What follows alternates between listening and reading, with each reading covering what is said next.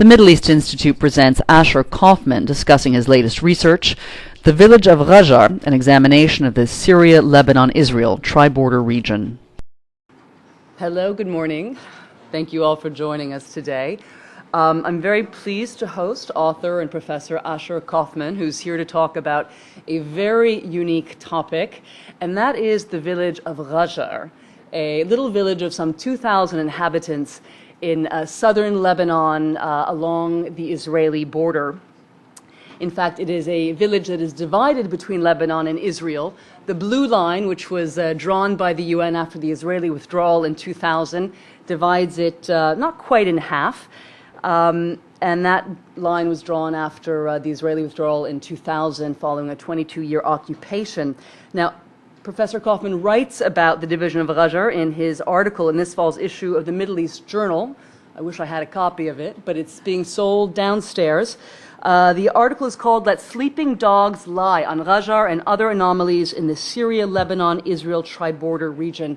It's selling for $15. Now, Dr. Kaufman has used maps and archival documents to demonstrate that the entire village had been under Syrian control until 1967, when Israel occupied the village along with the rest of the Golan Heights. And I gather sometime after that, the villagers of Ghajar petitioned to become Israeli, to get Israeli IDs from the governor of the Golan. So in a typical example of the ironies of the Middle East, you now have Alawite villagers of Syrian origins living in a Lebanese village carrying Israeli IDs. So, you know, that'll be fun to unwind during during peace talks. And so this is just one example of the confusion that we've seen along what Dr. Kaufman calls the tri-border region, an area that was never really properly mapped after the French withdrew from Syria and Lebanon in the 1920s. And I think this lack of clarity has led to a lot of confusion that's been exploited by groups like Hezbollah, which likes to claim that the Sheba Farms, which is another area along the tri-border region, is really Lebanese, and hence they can continue their resistance, while some people say the Sheba Farms is Syrian. It all remains to be seen. In any case, Professor Kaufman argues that Ghajar belongs to Syria and that in any peace deal, Ghajar should be returned to Syria, and the evidence he's gathered could have a dramatic impact on Israeli-Syrian negotiations over the area, should there ever be another round of Israeli-Syrian negotiations. Dr. Kaufman is assistant professor of history and peace studies at the University of Notre Dame. He's currently on a fellowship at the Woodrow Wilson Center. Prior to moving to the U.S., he taught at Hebrew University in Jerusalem. He taught Middle East history. He's the author of several books and book chapters, including Reviving Phoenicia, The Search for Identity in Lebanon, A History of Modern Lebanese National Identity. It's a book I have to give to all my Lebanese friends who insist they're Phoenicians. He's also written what I gather is a seminal article on the Sheba Farms, and I especially love the title. It's called Size Does Not Matter: The Sheba Farms in History and Contemporary Politics. And he's currently working on a book on the Syria-Lebanon-Israel tri-border region. So we're very much looking forward to his discussion. Please join me in welcoming Dr. Kaufman.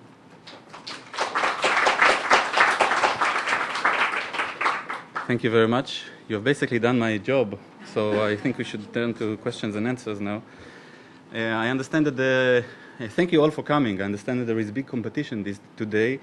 J Street is taking place, and there is also, I just learned, a conference of the Kataib. I mean, if I had these three options, I would have gone to the Kataib simply because it's much more exotic than maybe J Street I would. But thank you all for coming anyway. With your permission, I will read from the text, at least part of my presentation. I would like to thank, of course, the Middle East Institute for providing me with this opportunity to speak before you. I'm particularly appreciative to Dr. Michael Dunn, the editor of the Middle East Journal, for facilitating the publication of my article. This is the third article I have published at the Middle East Journal, and I'm indebted to Michael for his help. I'm also thankful to Adam Mendelssohn and the other staff members of the journal and the Institute who have made the publication and this presentation possible.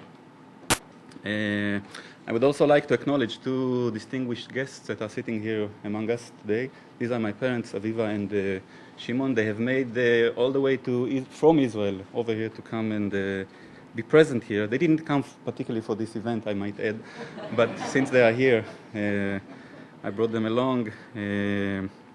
So they are here. For those of you with Jewish mothers, you may understand the dynamics now that is the kind of pressure.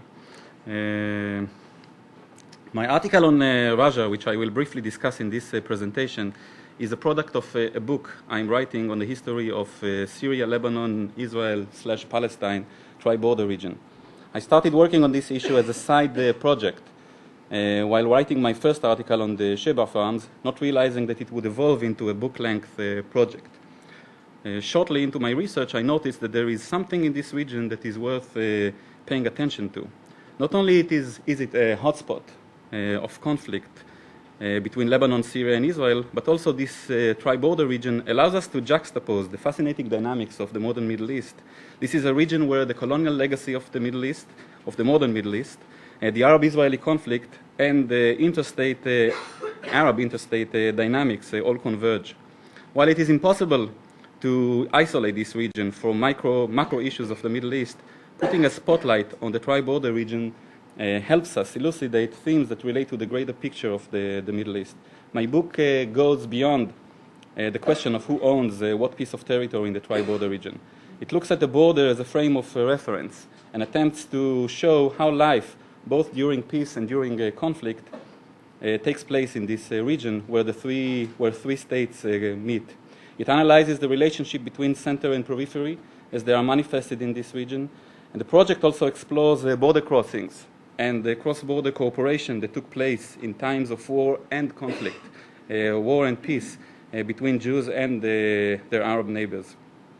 Finally, I survey in the book the contemporary situation in the region since 2000 and analyze domestic politics as in the three states as they relate to the tri-border region.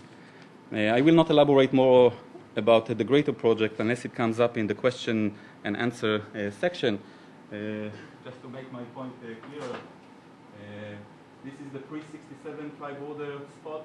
This is the post-67 tri-border spot, and if you can notice the red circle, this is basically the area that interests me in my book. The red circle, of course, is not definitive, but only to give you to provide a description, more or less, territorial description of the area that interests me.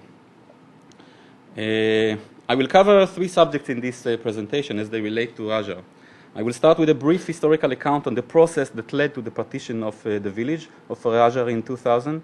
I will then explain why I think the partition of the village by the UN was mistaken. And finally, I will proceed to place this micro issue in a broader picture of regional politics, UN involvement, and attempts to reach a peace deal between Israel and its neighbors to the north, Syria and Lebanon. The map of the blue line, as I am sure many of you know. Let us begin with a brief historical account. On May 2000, Israel withdrew from southern Lebanon, and the UN delineated the line of withdrawal, the blue line, as it is commonly called. The withdrawal was done into two different international boundaries. One was the Israeli-Lebanese boundary line from Rosh HaNikra or Ras al-Nakura, just over here, to over here, the Roman Bridge, or Jisr al-Ghajar, as the locals call it, the Israeli-Lebanese international boundary. The second line of withdrawal was to the Syrian-Lebanese boundary from the Roman Bridge, just here, all the way to tip of the Hermon, more or less, an elevation 2,200 meters above sea level.